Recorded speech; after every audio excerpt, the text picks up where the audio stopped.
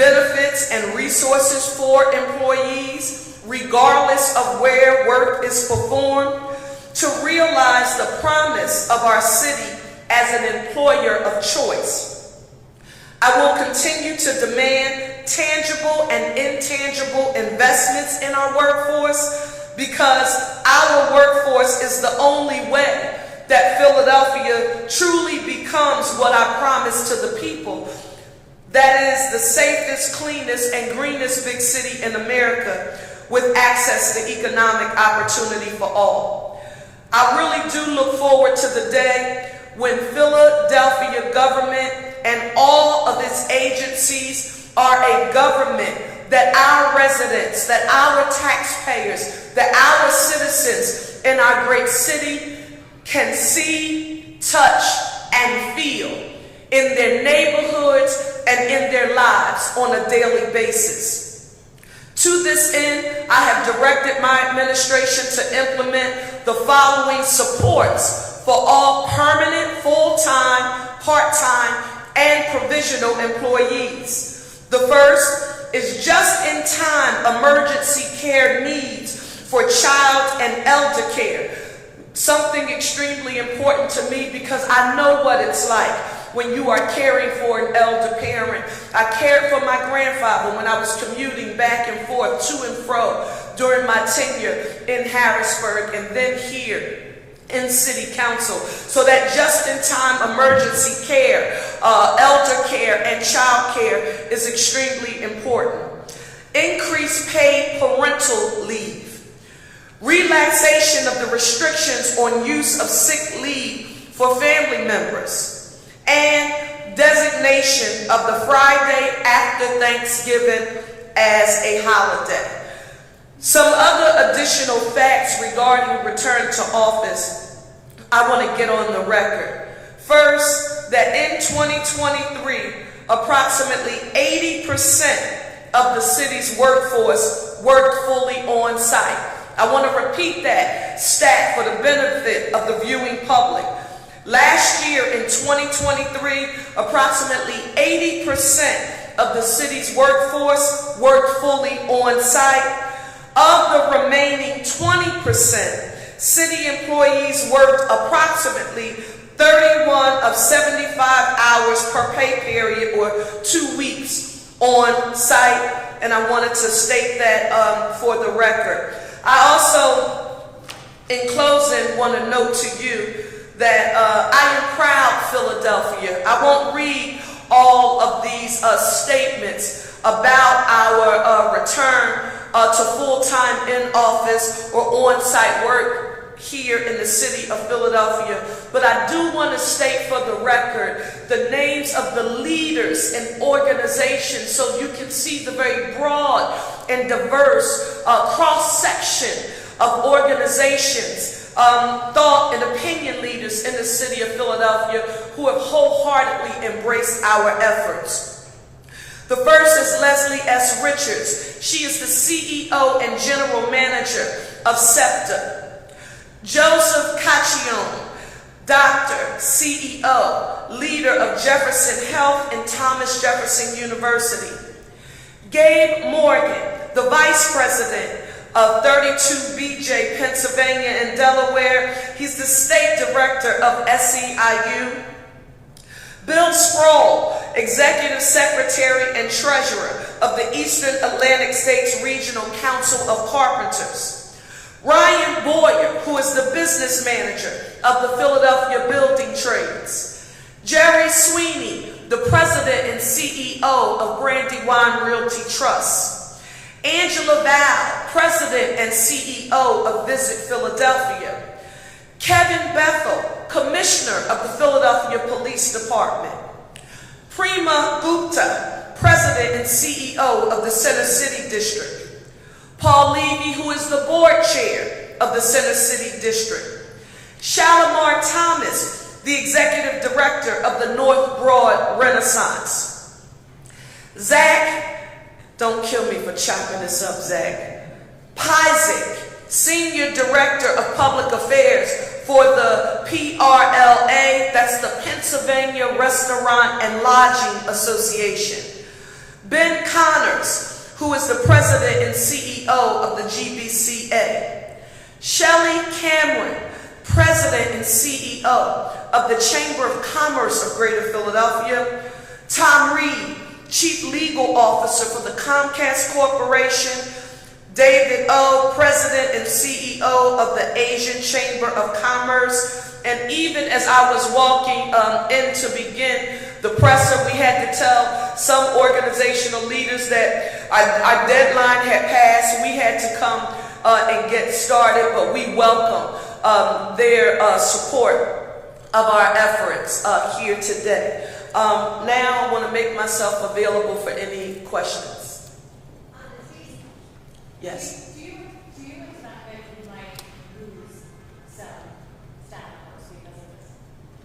What I hope, and you have to forgive me, Philadelphia, for being an eternal optimist. My hope is that because we have rolled out our return to full-time in-person work in such a comprehensive manner, that those who may have children and or be caring for older adults who've had some adjustments to their personal lives, that they will know we did this in a very meticulous and a careful manner that centered our workforce at the heart, the nucleus of our decision making. I affirm that this policy is different.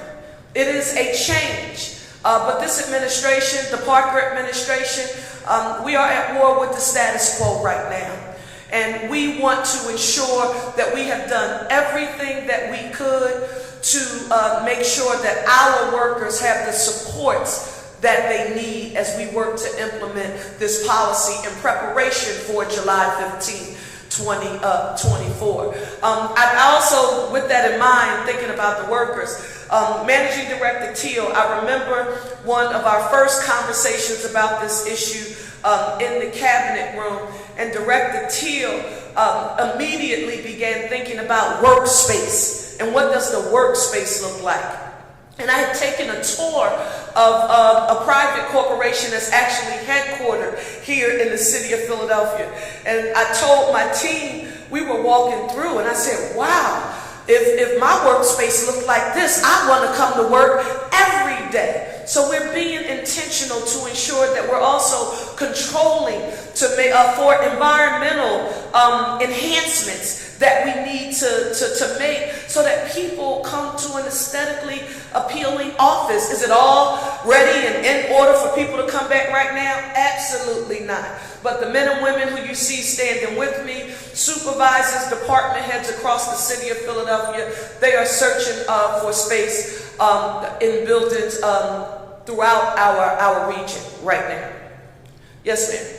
Mayor David Wilson from District Council 47 says that the administration walked away from bargaining sessions on this. Is it the administration's position that this is not bargainable? I can't tell you about the previous administration, but it is this administration's perspective. I, as mayor of the city of Philadelphia, do not believe that the return to work full-time in person is bargainable. Yes? Do you have an arrangement with DC 4733 for this? What I want to, our city solicitor and our labor department is here, but I do want to state for the record that and for those of you who are getting to know me, you will learn this about me. All members of city council have been informed that we would be implementing this policy. We made sure we made those calls. Our Office of Labor made sure that every union represented here in the city of Philadelphia, that they were made aware. Do I anticipate that we will have some very hearty and healthy discussions with the municipal workforce as we work to roll out this return to work full-time in-person policy? Absolutely. But Philadelphia, the one thing that I will never allow anyone to say about me as your mayor,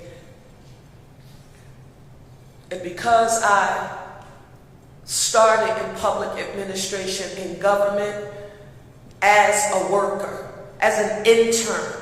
And I know what it's like to work and earn your place and space in city government, and to do your work on a daily basis with pride and with dignity. I want the people to know that as I work to lead an effort that delivers on the promise that I made to you, safer, cleaner, greener, access to economic opportunity for all, I do it in a way that lifts up the men and women who keep Philadelphia's government and the city's operations moving. We can't run this city and make good on any of those promises without the men and women who do it on a daily basis. I respect them, I appreciate them, and I value them. That's why I didn't need anyone to tell me, well, what about child care? What about elder care? Why we made sure that we had those things in place before we rolled out this policy on today. So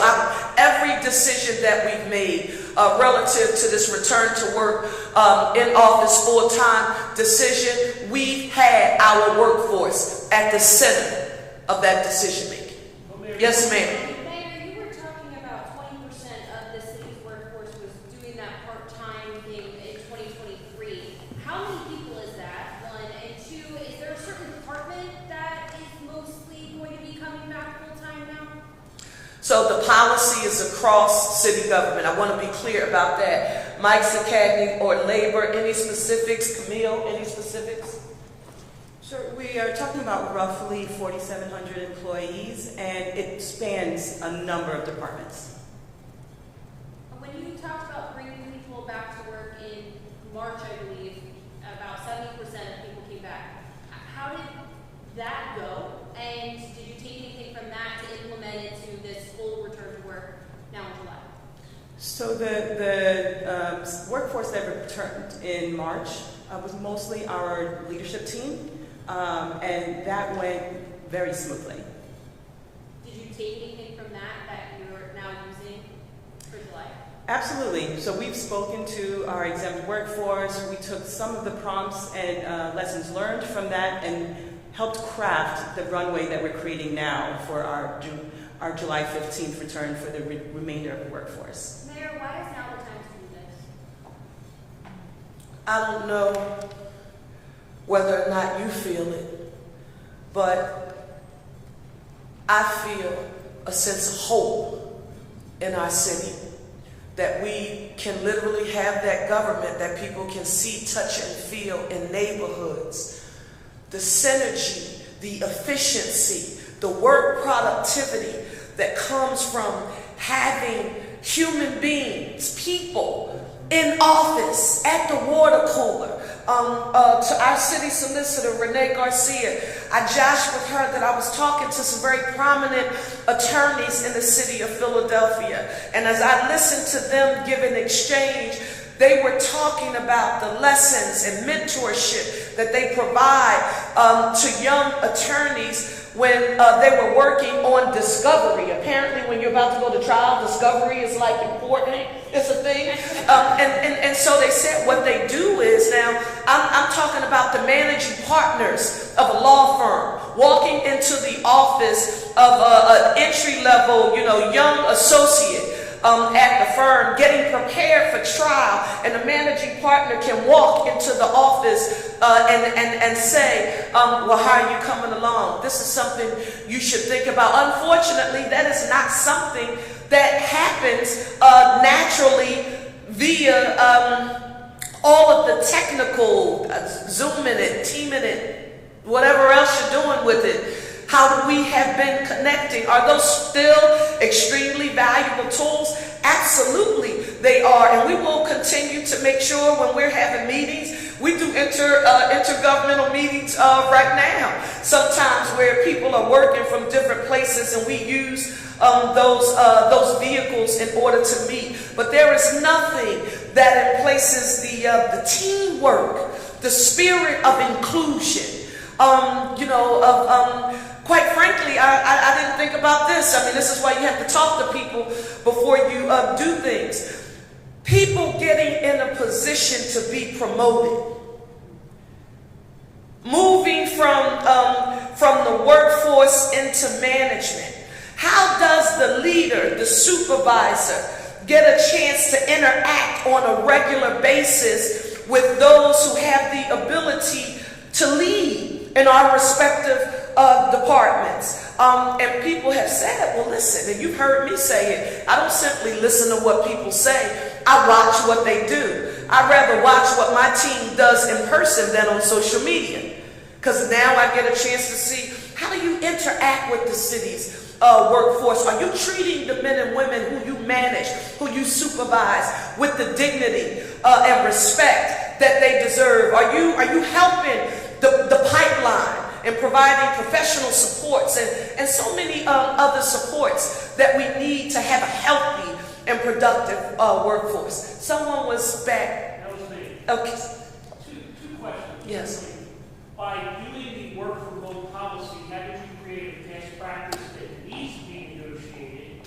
And number two, you've got contracts that are due July 1 with these unions. Would you want to talk to them about that during this?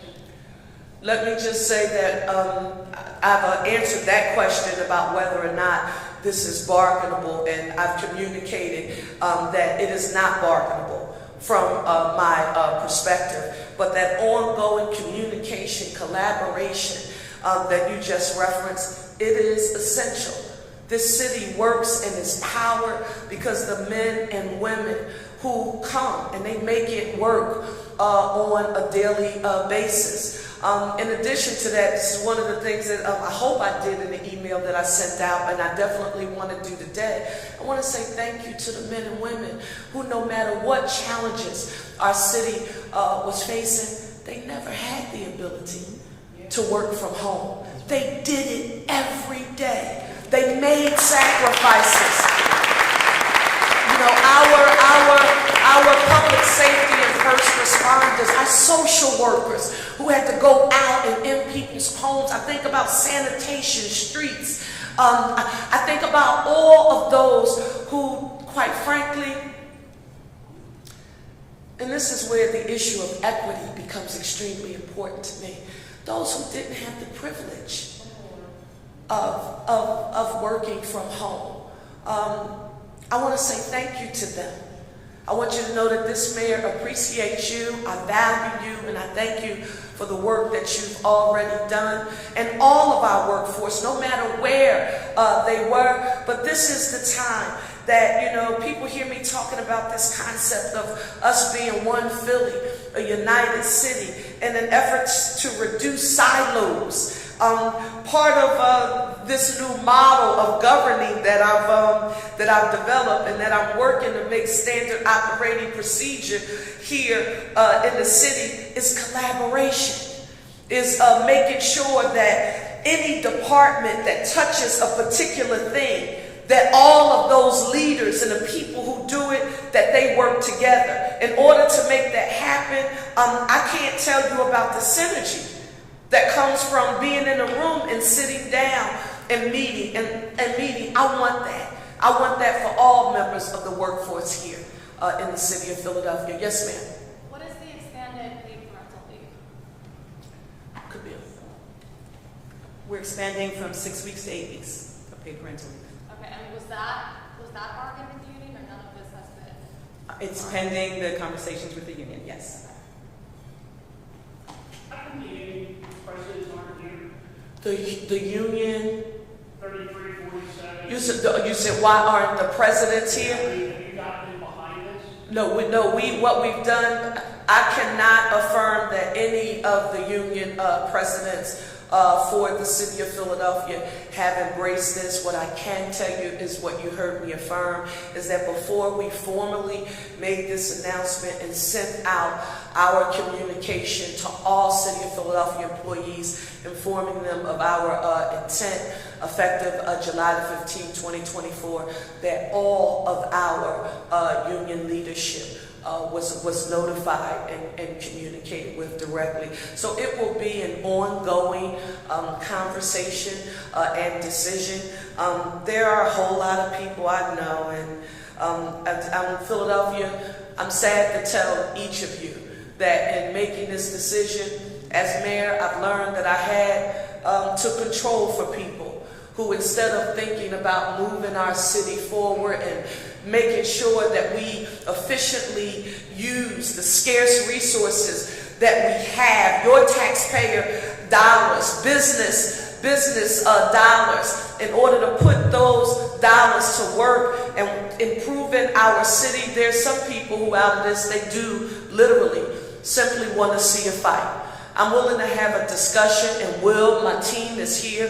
They will, and we will continue to have ongoing communication with District Council 4733, all of the municipal workforce. But Philadelphia, I want you to know that as your mayor, I made this decision with you in mind, with making good on that promise to you about giving you a government that you can see, touch, and feel in your neighborhoods, that will make our city the safest, cleanest, greenest big city in the nation with economic opportunity for all. And Philadelphia, I don't apologize to anybody for trying to deliver that kind of government to you.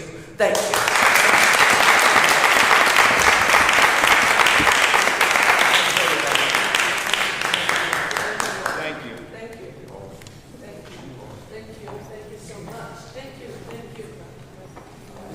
Thank you all so much. I appreciate you all. Thank you.